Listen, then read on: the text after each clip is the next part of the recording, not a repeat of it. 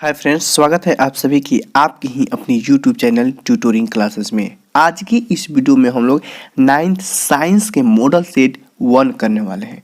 Model set करने के इसके बेनिफिट हमने ये बताया कि आपके सभी चैप्टर के रिवीजन होते चलेंगे।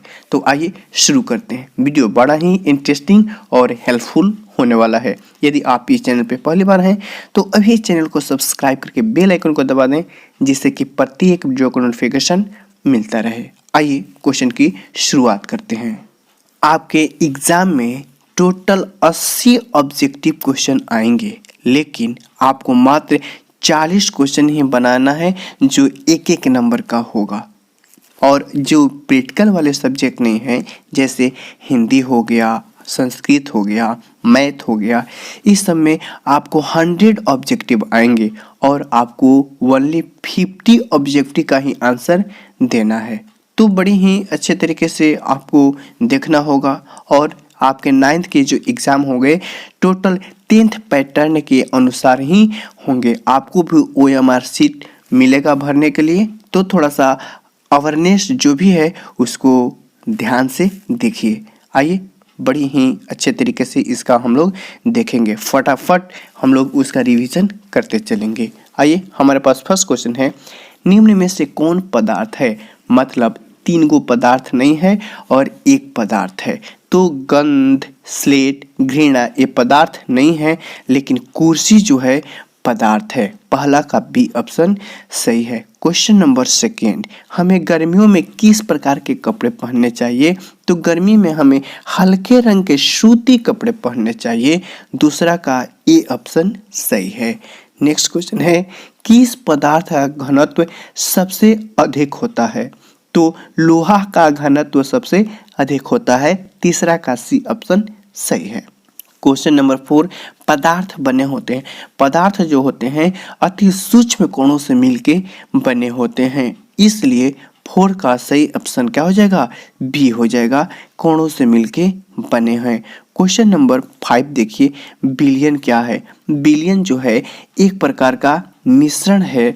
5 का सी ऑप्शन सही है। क्वेश्चन नंबर 6, गैसों के मिश्रण किस प्रकार के विलयन का उदाहरण है? तो गैसों के मिश्रण जो है गैस में गैस के विलयन का उदाहरण है। 6 का डी ऑप्शन सही है। नेक्स्ट क्वेश्चन है, टिंचर आयोडीन एक। टिंचर आयोडीन भी एक प्रकार का विलयन ही है। 7 का बी ऑप्शन सही है। क्वेश्चन नंबर 8, जल एक क्या है? जल एक प्रकार का यौगिक है। 8वां का सी ऑप्शन सही है। क्वेश्चन नंबर 9, द्रव्यमान संरक्षण के नियम में द्रव्यमान का न ही निर्माण होता है और न ही उसका विनाश, इसलिए 9 का सी ऑप्शन सही है। क्वेश्चन नंबर 10, स्थिर अनुपात के नियम से तत्व किस अनुपात में संजो करके यौगिक बनाते हैं? तो स्थिर अनुपात के नियम से तत्व जो है वो स्थिर अनुपात में संजो करके यौगिक बनाते हैं। 10 का बी ऑप्शन सही है। 11 नंबर, कार्बन का परमाणु द्रव्यमान क्या है? तो कार्बन का परमाणु द्रव्यमान 12 है और उसकी परमाणु संख्या 6 है। क्वेश्चन नंबर 12, हाइड्रोजन परमाणु की त्रिज्या कितनी होती है? हाइड्रोजन परमाणु की त्रिज्या 10⁻⁻10 मीटर होती है। 12 का बी ऑप्शन सही है। क्वेश्चन नंबर 13, सोडियम का परमाणु द्रव्यमान कितना होता है? तो सोडियम का परमाणु द्रव्यमान 23 होता है। 13 का सी ऑप्शन सही है। क्वेश्चन नंबर 14, कैथोड किरणें बनी होती हैं। कैथोड किरणें जो होती हैं ऋण आवेशित कणों से मिलकर बनी होती हैं। 16 का बी ऑप्शन सही है। क्वेश्चन नंबर 15, प्रोटॉन वस्तुतः होता है। तो प्रोटॉन जो होता है हाइड्रोजन परमाणु का नाभिक होता है। 15 का डी ऑप्शन सही है। क्वेश्चन नंबर 16, परमाणु के केंद्रक में होते हैं। परमाणु के केंद्रक में प्रोटॉन और न्यूट्रॉन होते हैं। इलेक्ट्रॉन बाह्यतम कक्षा में चक्कर लगाता है। क्वेश्चन नंबर 17, प्रोटॉन पर कितने इकाई का आवेश होता है? प्रोटॉन पर 1 इकाई का आवेश होता है। 17 का बी ऑप्शन सही है। क्वेश्चन नंबर 18, धन आवेश कण को क्या कहते हैं? धन आवेश कण को प्रोटॉन कहते हैं। 18 का सी ऑप्शन सही है। क्वेश्चन नंबर 19, परमाणु किन किन कणों से मिलकर बना होता है? परमाणु इलेक्ट्रॉन, प्रोटॉन और न्यूट्रॉन सभी से मिलकर होते हैं। 19 का डी ऑप्शन सही है। क्वेश्चन नंबर 20, कोशिका झिल्ली में नहीं पाए जाते हैं, मतलब 3 गो पाए जाते हैं, 1 गो नहीं पाए जाते हैं। तो कोशिका झिल्ली में आंतरिक प्रोटीन, सिलिया, वसा का स्तर सभी पाया जाता है, लेकिन क्रिस्टी जो है नहीं पाया जाता है। 20 का डी ऑप्शन सही है। क्वेश्चन नंबर 21, कोशिका झिल्ली में पाए जाते हैं फ्लैजिला, डेस्मोसोम और पुनर्जीवन, ये सभी पाए जाते हैं, इसलिए 21 का डी ऑप्शन सही है। क्वेश्चन नंबर 21, F0 F1 कणों में ऐसा क्या होता है कि एटीपी का संश्लेषण होता है? 22 का सही ऑप्शन हमारा सी हो जाएगा, प्रोटॉन पंप होता है। नेक्स्ट क्वेश्चन है क्वेश्चन नंबर 23, प्रोलास्टिड रूपांतरित हो सकता है। प्रोलास्टिड जो है एक क्लोरोप्लास्ट, ल्यूकोप्लास्ट और क्रोमोप्लास्ट सभी में रूपांतरित हो सकता है। 23 का डी ऑप्शन सही है। क्वेश्चन नंबर 24, किसकी उत्पत्ति सबसे पहले कुछ हुई है? Bacteria, amoeba, paramecium, virus. तो 24 का सही ऑप्शन डी हो जाएगा, वायरस। नेक्स्ट क्वेश्चन है, तने और जड़ की मोटाई में वृद्धि करने वाला ऊतक क्या है? तो तने और जड़ की मोटाई में वृद्धि करने वाला जो ऊतक है वो है पार्श्वविभीज्योतक, अर्थात 25 का बी ऑप्शन सही है। नेक्स्ट क्वेश्चन है, विभीज्योतक जो है इनमें से क्या नहीं पाया जाता है? केंद्रक, रसधानी, कॉलिनकानिका, माइटोकॉन्ड्रिया। इसका सही ऑप्शन बी हो जाएगा, रसधानी जो है नहीं पाया जाता है। क्वेश्चन नंबर 27, पौधों में लचीलापन के कौन से ऊतक हो सकते हैं जिसके कारण उनमें लचीलापन पाया जाता है? तो उसमें कोलेकाइमा जो है इसकी उपस्थिति के कारण पौधों में लचीलापन पाया जाता है। क्वेश्चन नंबर 28, किसी अस्थायी उत्तर में लिग्निन नामक रासायनिक पदार्थ पाया जाता है? पैरेकाइमा, क्लोरोकाइमा, एस्क्रिनकाइमा और एरेनकाइमा। 28 का सही ऑप्शन सी हो जाएगा, एस्क्रिनकाइमा। क्वेश्चन नंबर 29, एरेनकाइमा किस प्रकार के पौधों में पाया जाता है? 29 का सही ऑप्शन ए हो जाएगा, जलीय पौधों में पाया जाता है। क्वेश्चन नंबर 30, निम्न में से कौन 2 विभिन्न स्पीशीज के प्रजनन से पैदा नहीं होते हैं? तो 30 का सही ऑप्शन ए हो जाएगा, शावक जो है नहीं होते हैं। क्वेश्चन नंबर 31, दूध से दही बनने वाले किस जगत के सजीव हैं? Monera, protista, protozoa, fungi. तो 31 का सही ऑप्शन ए हो जाएगा, monera. Question number 32, pneumonia, TB, कोढ़ रोग पैदा करने वाले सजीव किस जगत के सजीव हैं? तो वे हमारे मोनेरा जगत के सजीव हैं। 32 का ए ऑप्शन सही है। क्वेश्चन नंबर 33, निम्न में कौन फफूंद जगत का सदस्य नहीं है? तो जो है स्टेनोमाइटोसिस जो है ये हमारे फफूंद जगत का सदस्य नहीं है। 33 का डी ऑप्शन सही है। क्वेश्चन नंबर 34, निम्न विकल्पों में से एक जिम्नोस्पर्मी नहीं है?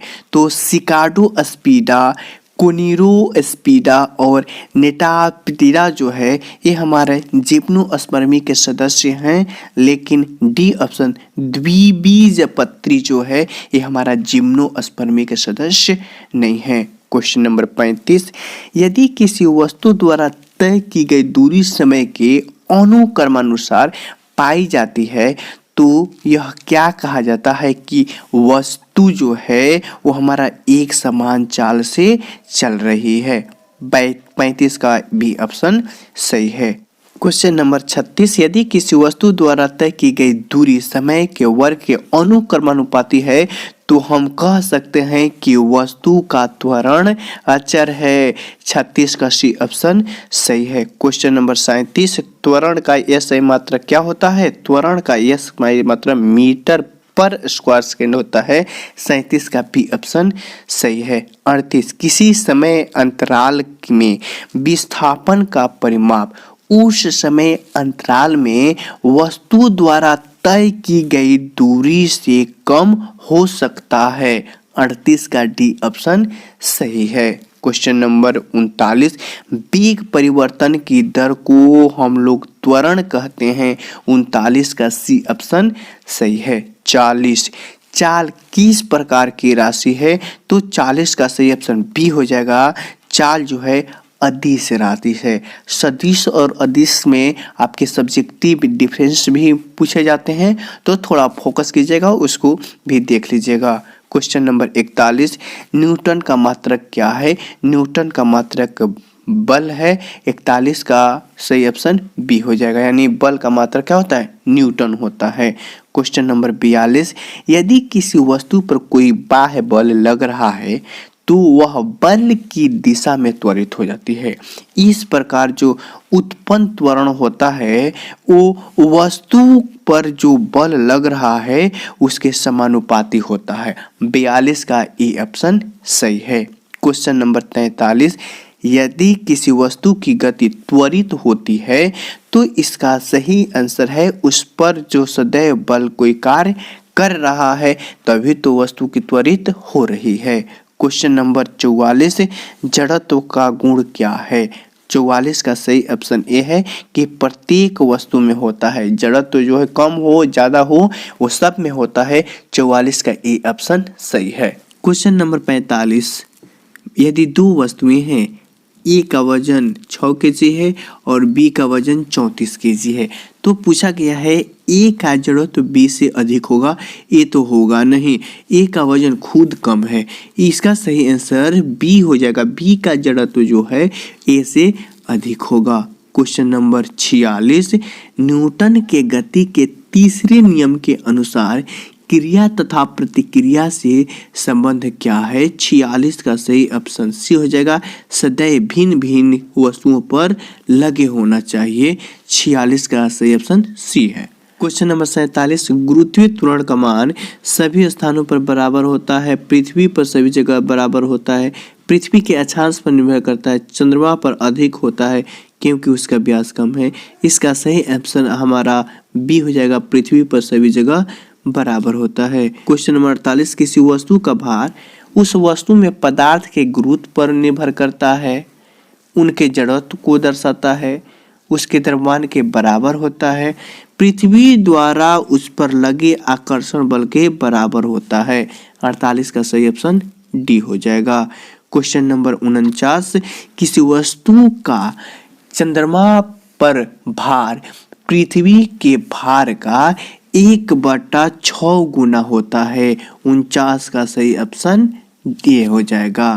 क्वेश्चन नंबर 50, समुद्र के पानी की अपेक्षा नदी के पानी में उत्प्लावकता बल कम है, ज़्यादा है, बराबर है, कोई नहीं, तो 50 का सही ऑप्शन ए हो जाएगा, कम होता है। क्वेश्चन नंबर 51, पानी में सतह पर रखा गया लोहे की कील डूब जाता है क्योंकि लोहे की कील का उत्प्लावन बल क्या होता है? पानी के उत्प्लावन बल से कम होता है। 51 का सही ऑप्शन क्या हो जाएगा? बी हो जाएगा। क्वेश्चन नंबर 52, किसी पदार्थ का अपेक्षित घनत्व जो है उस पदार्थ के घनत्व पानी के घनत्व का अनुपात है। 52 का ए ऑप्शन सही है। क्वेश्चन नंबर 53, कार्य करने की दर को शक्ति कहते हैं। 53 का ए ऑप्शन सही है। क्वेश्चन नंबर 54, जूल प्रति सेकंड को क्या कहा जाता है? जूल प्रति सेकंड को वाट कहा जाता है। 54 का सही ऑप्शन बी हो जाएगा। क्वेश्चन नंबर 55 देखिए, ऊर्जा के संरक्षण के नियम के अनुसार क्या ऊर्जा का नाश हो सकता है, ऊर्जा की उत्पत्ति हो सकती है? इसका केवल एक रूप से दूसरे रूप में परिवर्तन होता है। 55 का सही ऑप्शन सी हो जाएगा। क्वेश्चन नंबर 56, किसी खिलौने में चाबी देकर गतिशील किया जाता है, इससे किस प्रकार की ऊर्जा का स्थानांतरण होता है? तो इससे स्थितिज ऊर्जा का स्थानांतरण होता है। 56 का सही ऑप्शन सी हो जाएगा। क्वेश्चन नंबर 57, धनुष की डोरी पर रखे तीर की गति उत्पन्न हो जाता है, डोरी में रूपांतरित ऊर्जा क्या हो जाएगी?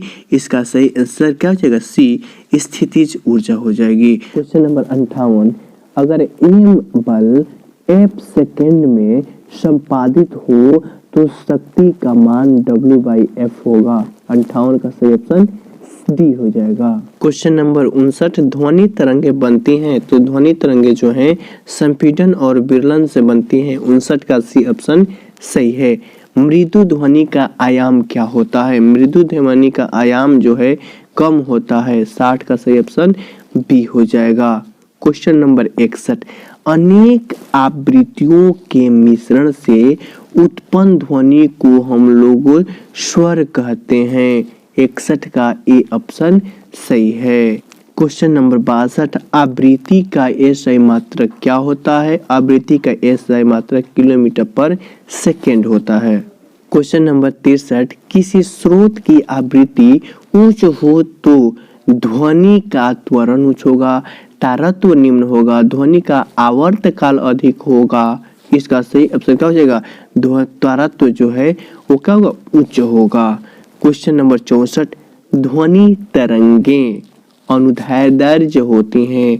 64 का सही ऑप्शन बी हो जाएगा। क्वेश्चन नंबर 66, वायरस और बैक्टीरिया जो हैं हमारे शरीर में क्या डालते हैं?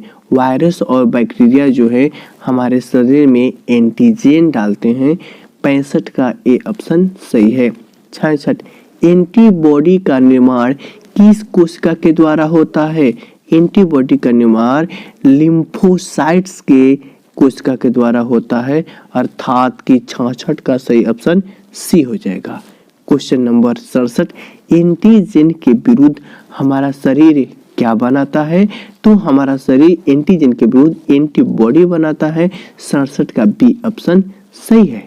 68, इनमें से किसे फादर ऑफ इम्यूनोलॉजी कहा गया है? तो 68 का सही ऑप्शन ए हो जाएगा। एडवर्ड जेनर को फादर ऑफ इम्यूनोलॉजी कहा जाता है। क्वेश्चन नंबर 69, एंटीबायोटिक्स नामक दवाई किसके खिलाफ काम करती है? तो एंटीबायोटिक दवाई जो है वो हमारे जीवाणु के खिलाफ कार्य करती है। 69 का ए ऑप्शन सही है। 70 नंबर देखिए, निम्न में से किस ग्रह पर जीवन जो है विद्यमान है? तो इसका सही आंसर क्या हो जाएगा? पृथ्वी एकमात्र ग्रह है जहाँ पे जीवन विद्यमान है या संभव है। क्वेश्चन नंबर 71, निम्नलिखित में से कौन पृथ्वी को कंबल की तरह ढकी रहती है? तो इसका सही आंसर बी हो जाएगा, वायुमंडल। क्वेश्चन नंबर 72, निम्न में से कौन नवीनकरणीय संसाधन है? 72 का सही ऑप्शन हमारा डी हो जाएगा। क्वेश्चन नंबर 73, निम्नलिखित में से कौन ग्रीन हाउस गैस है? तो ये हमारा कार्बन डाइऑक्साइड गैस जो है ग्रीन हाउस गैस है। क्वेश्चन नंबर 74, निम्न में से ग्रीन हाउस गैस नहीं है। तो 74 का सही ऑप्शन डी हो जाएगा, नाइट्रोजन जो है ग्रीन हाउस गैस नहीं है। क्वेश्चन नंबर 75, ओजोन परत कहाँ है? ओजोन परत वायुमंडल के सबसे ऊपरी भाग में है। 75 का ए ऑप्शन सही है। क्वेश्चन नंबर 76, भारत में हरित क्रांति के लिए सबसे प्रमुख कारण क्या है? तो 76 का सही ऑप्शन डी हो जाएगा, सम्मत प्रजातियों का उपयोग। 76 का डी ऑप्शन सही है। क्वेश्चन नंबर 77 देखिए, फसल प्रजातियों के सुधार के विज्ञान को क्या कहते हैं? तो उसे हम लोग संकरण कहते हैं। 77 का ए ऑप्शन सही है। 78 नंबर, किसी फसल की दो वांछित गुणों वाली पृथक प्रजातियों के मध्य कृत्रिम पादप प्रजनन कराने की क्रिया को क्या कहते हैं? तो उसे पादप संकरण कहते हैं। 78 का ए ऑप्शन सही है। 79 नंबर, पौधों के पोषकों की आपूर्ति मुख्यतः किसके द्वारा होती है? 79 का सही ऑप्शन सी हो जाएगा, मृदा द्वारा। क्वेश्चन नंबर 80, वे पोषक जो पौधों के द्वारा बहुत कम मात्रा में जरूरी होते हैं उन्हें सूक्ष्म पोषक कहते हैं। 80 का बी ऑप्शन सही है। तो इस वीडियो में हमने साइंस का भी एक मॉडल सेट कर लिया। फिर मिलते हैं अगली वीडियो में, तब तक के लिए धन्यवाद।